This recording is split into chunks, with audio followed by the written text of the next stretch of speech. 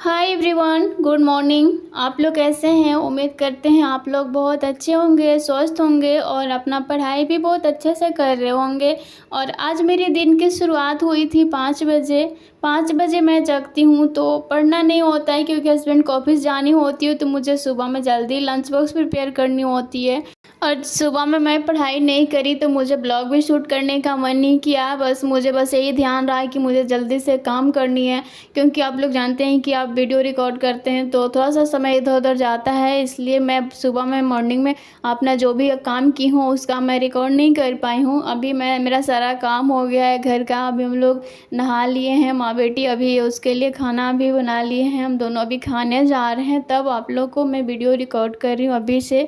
क्या होता है कि सुबह में अपने मन का काम नहीं होता है और मेन काम तो हमारा पढ़ाई है, और पढ़ाई करते हैं तभी मन खुश होता है। मन खुश नहीं होता है तो फिर वीडियो भी रिकॉर्ड करने का मन नहीं होता है।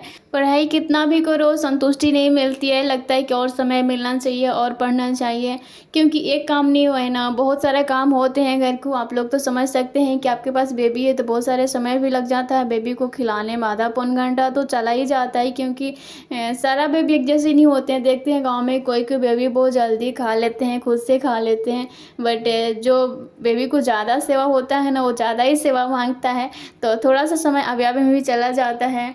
और जितना मैं पढ़ाई करती हूँ लगता है कि मुझे और समय मिलना चाहिए।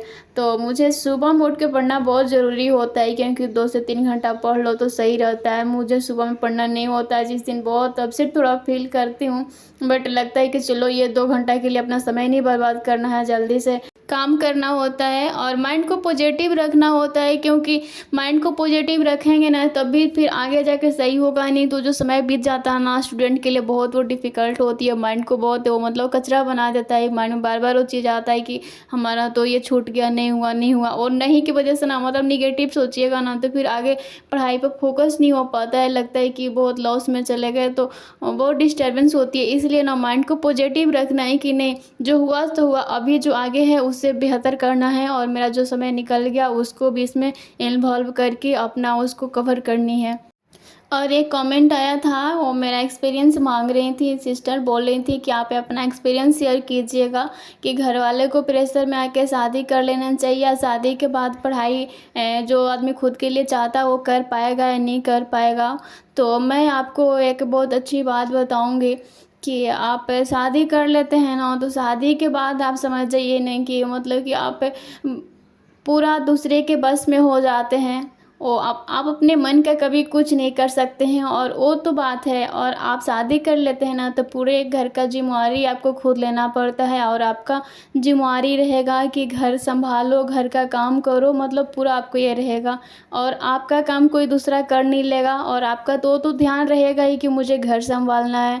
बेबी होता है तो बेबी का हो जाएगा, तो फिर आप समझिए कि 100% है कि आप अपना मन का कभी कुछ नहीं कर सकते हैं, ना रूटीन फॉलो कर सकते हैं। प्रेशर माइंड में बहुत रहती है, इन लॉज का प्रेशर रहती है। इन लॉज कितना भी अच्छा रहे ना फिर भी आपको कभी अच्छा से आप नहीं कर पाइएगा। और वही जब आप शादी से पहले तैयारी करते हैं, आपको कितना भी मतलब कि तकलीफ़ हो, घर में गरीबी हो या परेशानी हो, कोई परेशान भी कर रहे हो, तो आपको ना एक छोटा सा तकलीफ़ लगेगा, उसमें बहुत सारा मल्टीपल आपको टेंशन नहीं होगी। लेकिन शादी के बाद ना मतलब इतना प्रेशर रहेगा हर चीज़ में कि आप कोई काम छोड़ नहीं सकते हैं, और सारा काम करते हुए पढ़ाई करना ना बहुत डिफ़िकल्ट होता है। तो मैं तो बहुत अच्छी से कहूँगी कि आप पूरा ज़िंदगी भर अपना तकलीफ़ झेलने से अच्छा है कि माँ बाप को बोलिए कि मुझे साल भर के लिए समय दे दीजिए। वो साल भर मतलब कि समझ जाते हैं, रुक जाते हैं, तब उसमें आपका पूरा ज़िंदगी सुधर जाता है। नहीं तो आप पूरा ज़िंदगी परेशान रह जाइएगा। मतलब अपने ज़िंदगी में ना जितने आगे समय होता है ना वो बहुत डिफ़िकल्ट होता जाता है। और आप रियल में कुछ अपना लाइफ में कुछ करना चाहते हैं और आपका शादी के लिए कोई प्रेशर बना रहा है, तो मैं आपसे बहुत अच्छा से रिक्वेस्ट करूंगी कि थोड़ा सा समय मांग लीजिए, उसमें अपना जी जान लगा कि आप बहुत मेहनत करिए और कुछ कर लीजिए। आप ये मत सोचिए कि शादी के बाद अपना सपना पूरा कर सकते हैं, क्योंकि वो बहुत डिफ़िकल्ट होता है, बहुत पेनफुल होता है। मैं बहुत अच्छी तरीके से समझती हूँ। आपके हस्बैंड कितना भी अच्छा हो ना, तो बहुत सारी माइंड में प्रेशर लेके, बहुत सारी तकलीफ़ें लेके बहुत डिफ़िकल्ट होती है चीज़ें, और आपके माइंड में बस यही बनानी है कि मुझे बाद में बहुत तकलीफ़ होगा। आप अपना गलती से ना सीख के हमारे साथ जो मतलब प्रॉब्लम हुई है, मुझे जैसा लगता है मैं आपको बता रही हूँ, वो अपना ही प्रॉब्लम समझ के वो आगे मुझे प्रॉब्लम्स मतलब कि झेलना ना पड़े, आप अभी समझ लीजिए और आप पहले अपना बहुत 100% दीजिए और पढ़ाई कीजिए, उसमें आप करना चाहिए। मैं अनमैरिड जो गर्ल हैं, मैं उनके लिए तो मैं बहुत दिल से कहना चाहूँगी कि आप अपने जीवन को अभी सँभाल लीजिए, क्योंकि शादी के बाद बहुत डिफ़िकल्ट आती हैं। मतलब कि मेरे पास आती है, हिम्मत है, मैं करती हूँ, लेकिन बहुत सारी प्रेशर होती है, बहुत सारी तकलीफ़ें होती हैं। कभी माइंड डिस्टर्ब हो जाता है कि इतना पढ़ के क्या होगा, कैसे होगा, नहीं होगा, मतलब बहुत सारी प्रेशर होती है।